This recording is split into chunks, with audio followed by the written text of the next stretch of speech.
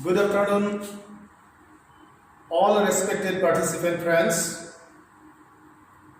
Friends, today we are to go back again to the field of teaching, learning, process and pedagogy. Means we are to discuss some of the important aspects concerning to pedagogy, because you people are preparing yourself just to appear at the TET examination of higher secondary level. At the same time, most of you are preparing yourself to face central TET examination, and therefore I plan today to go back to the field of pedagogy again. And you see, this lesson or unit or today's discussion has importance for the trainees or teacher trainees of B.Ed level. At the same time, the students of M.Ed level as well as all other teacher trainees or students who are undergoing various training concerning to the methodology of methodology of teaching, you are to study all these. Anyway, not only for professional purpose or purposes, this lesson has importance, or this lesson is important, but also for all purposes, academic purposes too. This lesson bears certain importance. Friends, this is class number 10 actually. We did 9 classes on this particular topic or particular unit. And in last class, I continued on 7th 8 2020. Few months back, we did the last class, that is class number 9. And today again, this is 96 number YouTube class, and this is 4/12 2020, means 4 months back. We continued on continuously. I did 9 classes. So friends, this is my advice to all the participant friends for having all information concerning to the process of teaching, learning and pedagogy. You are to see all the classes which I did earlier. And in the last class, means where I left, today I do remember, so that you can keep link with the earlier classes or contents of the earlier classes, that we discuss about all the principles of teaching. And at the time of doing so, I mentioned about all these specific principles which are very much important in the field of teaching and learning. You see, number 1 is analysis to synthesis. Number 2 is concrete to abstract. Number 3 is known to unknown. Number 4th one is simple to complex. Number 5th is whole to parts. Number 6th one is particular to general. Number 7th is definite to indefinite. And last one is means that is 8, empirical to rational. And in the last class, you see, not only I discuss in detail about all the principles, but also discussions were made concerning to the specialities or the special characteristics of all the principles, as well as the drawbacks of all the principles. And in the last class, where I left, I do remember that I discussed about the drawbacks of the principle of empirical to rational. And that's why the heading has been placed here this way, so that by studying or by witnessing today's class, you can keep contact with the contents of the earlier classes, means up to class number 9, and this one is 10th class. Friends, you certainly have heard these terms about the principles of teaching and maxims of teaching.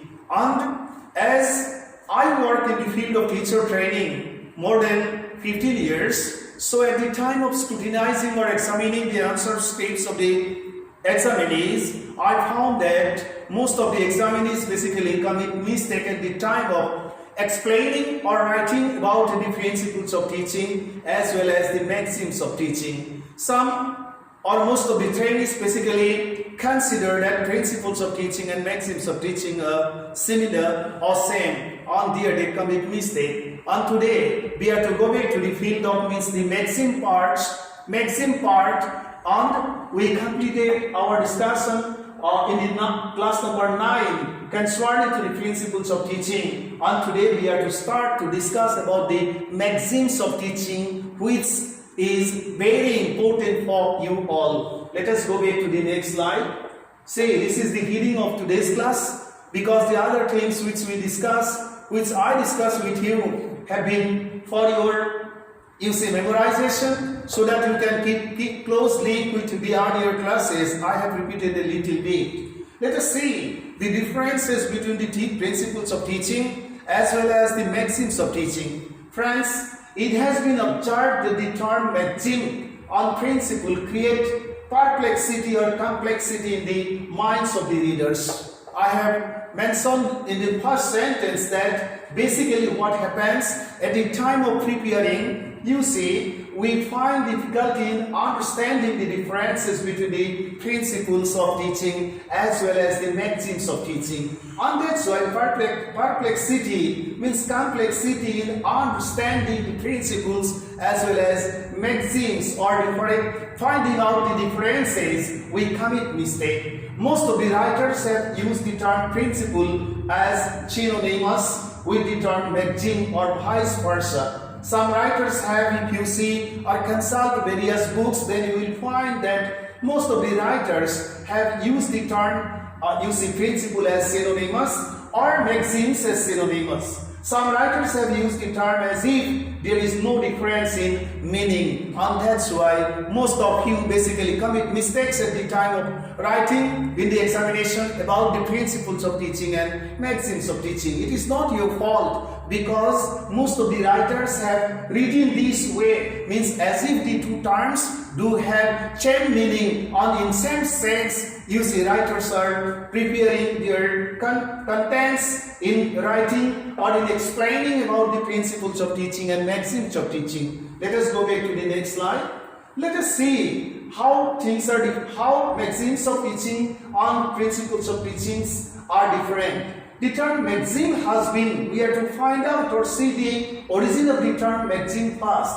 The term maxim has been originated from the Latin term, you see, proposito maxima. This is the Latin term, proposito maxima. And meaning of this term is most important proposition. So friends, this is a Latin term. In examination it may be asked, so you have to keep in mind, maxim is a Latin term. Under this term, the two terms are propositio maxima, and the meaning of propositio maxima is most important proposition. This way, maxim in other sense means a short statement expressing a general truth or rule of behavior.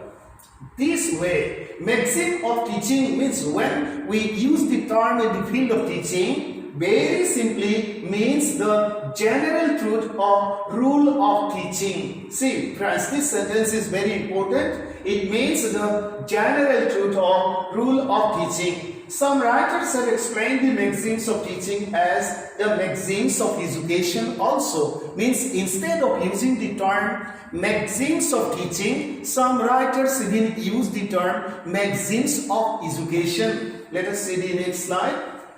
It was now for understanding about the differences between the maxims and principles, you are to see, it was Herbert Spencer, S should be capital, friends, I'm sorry, it was Herbert Spencer. Who is Herbert Spencer? Born in the city of Derby, this should be capital D, England, means he is a famous English educationist, Herbert Spencer. The precursor of scientific movement in education, means he started, you see, scientific movement in the field of modern education of England. And Herbert Spencer laid down some very important principles of education or teaching, most of which in the later stage have come down to us in the form of maxims of teaching, on education as well. And that's why at the time of explaining about the maxims of teaching, you will find in some books that writers have used the term maxims of education as in place of maxims of teaching. And for understanding or knowing about the maxims of teaching in detail, you are to see about Herbert Spencer, who started the scientific movement in the field of modern education, and he laid down the maxims of teaching for understanding or for making the process of teaching quite scientific, so that students or the learners can learn as per the expectation of the teachers and as per the goals of teaching or the system of education. Anyway, the golden rules means these are in other terms known as golden rules, which have come to us as the maxims. And the maxims are, let us see. Number 1, concrete to abstract. You will find similarity again once you compare all the explanations with the principles of teaching, and that's why basically we commit mistake. Let us see. Number 1 is concrete to abstract. Number 2 is observation to reasoning, and thenceforth to memory. Number 3 maxim is inductive to deductive. Number 4th one is maxim of making all lessons attractive, useful, interesting, and pleasurable. Number 5th one is maxim of encouraging self-teaching. These are 5. Other 5s we have to know. Let us see the next slide. Number 6th one is maxim of telling as little as possible and leading the students to tell as much as possible from their observation and deduction.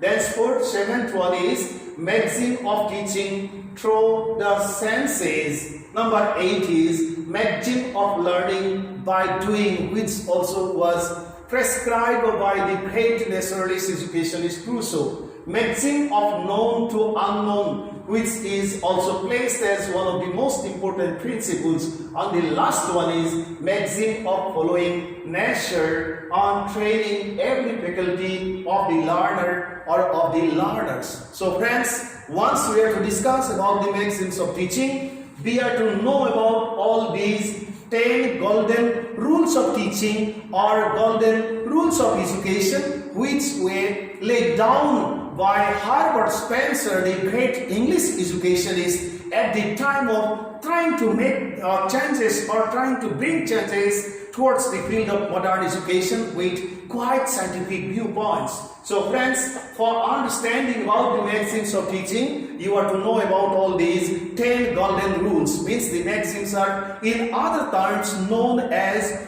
maxims of education, or 10 golden rules of teaching, or 10 golden rules of education. Let us see the next slide. What happens in learning? Individual capabilities have special importance. In brief, we can say that learning is certainly very systematic psychological exercise of the learner. Learners learn as per their individual capabilities of learning. All learners are different, so far the individual learning capabilities are concerned. And as teacher, we are to understand the differences of intellectual capabilities of varied students whom we meet in one platform, in one classroom setting. Let us go back to the next slide so that we can. Therefore, what happens? Teachers are to pay special attention or special importance on the individual learning abilities or capabilities of the learners. As all learners differ from each other, therefore, at the time of teaching, no common approach, principle, method, or maxim can give same result. This is the reason why some students show good performance and others fail to cope with learning situations as required. Let us see the next slide. Therefore, Herbert Spencer, the great English educationist, who laid down the maxims of teaching in the form of 10 golden rules of education, suggested that we the teachers are to start teaching contents from the concrete thing, from the concrete concept, and go on to the abstract idea which are not clear to the students, so that they can develop abstract idea depending on the concrete concept concerning to a particular situation. We are to help the learners proceed from observation, help the students to go to reasoning, and from reasoning lead the ideas of the students to memory level, so that for later stage they can preserve the learning situation or the experience of the learning situation in their psychic order. Let us go back to we have some time to teach the students inductively. What happens? For understanding this one again, you have to go back to Aristotle, the great Greek philosopher, and Francis Bacon, the great English educationist. Because for understanding inductive and deductive process, we have to understand Aristotle, thenceforth we have to know about Francis Bacon. And that's why it is said that we have some time to teach the students inductively. It means we are to begin from examples and lead our students to formulate laws. Just like examples, Ram is a good boy, Hori is a good boy, thenceforth Rahim is a good boy. These are the names, and therefore you see that when it's giving example, you can explain about noun by mentioning about the name of Ram, Hori and Rahim. Means from specific examples, beginning from examples, we can go to the formula or go to the ultimate explanation. From individuals and lead them to classes. From particular situation, we can bring to class as a class. Means from particulars and lead them to generals. From practical and lead our students to the level of theoretical conceptions. Let us see the next slide. Begin at the simple stage and lead them to the level of complex ideas. Begin from indefinite and lead them to the level of definite ideas. Teachers are to make all lessons very attractive, useful, interesting and pleasurable, so that students enjoy learning and get the chance to learn sportingly. And that's why in the modern field of education, you will find a new concept like joyful learning. Let us go back to the next slide. As learning is individual exercise of the learner or learners, we are to encourage self-teaching for practical experience of learning. In the classroom situations, teachers are to speak little on the science of learning. More should be given to the students. Students, this should be capital S, are to be given science of observation, so that they can have the science of deduction of their learning situations. Let us go back to the next slide.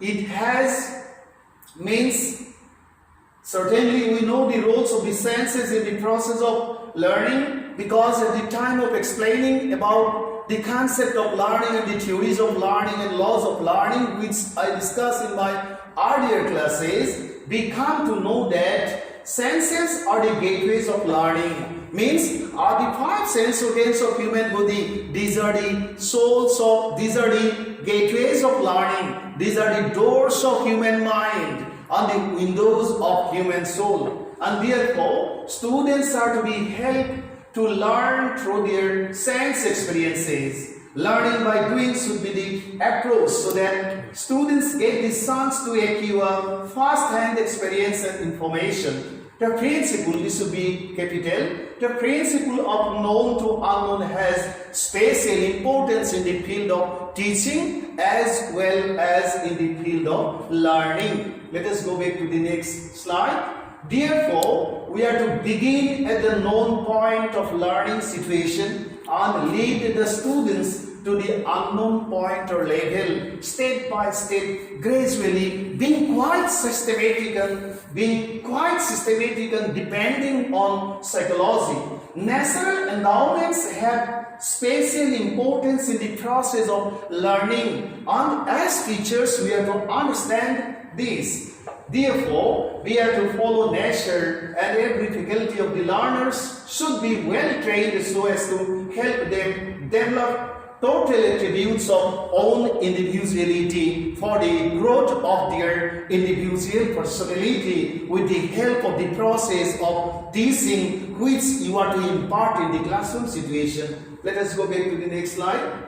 You see, this way, in brief, we can say that teaching is a very systematic, scientific, skillful exercise which should be very interesting and enjoyable. Learners should enjoy learning, and without any stress, they should get chances to overcome all difficulties to reach the stage of solution of different problems, for which at the time of teaching in the classroom situation, we are to follow all the 10 golden rules in the form of maxims of teaching which have been forwarded by Herbert Spencer, the great English educationist. At the same time, we can follow or apply the principles of teaching, means about which 8 principles we discussed in our earlier classes, and at the starting or beginning of this class or today's class, I told you that in the last class we had discussion on the principle of empirical to rational, and we discussed about the drawbacks.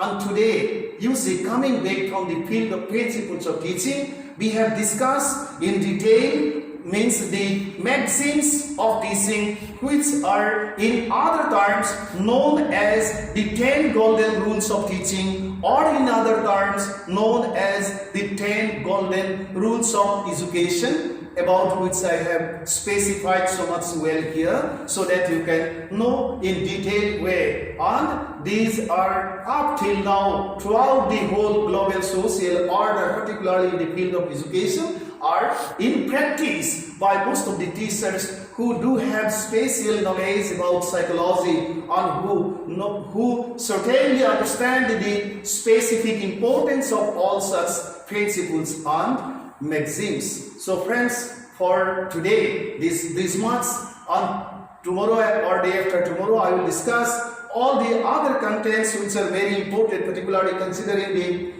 TET syllabus of higher secondary level as well as central TET. To some extent I will discuss everything, because your course is very extensive, and that's why all the classes concerning to learning and teaching you are to study, and most of the classes have already been done where concerning to the concept of learning have been concepts of learning have well been explained, and the theories of learning have been placed or indicated, and the laws of learning have also been discussed in nice manner, so that you can understand very much well.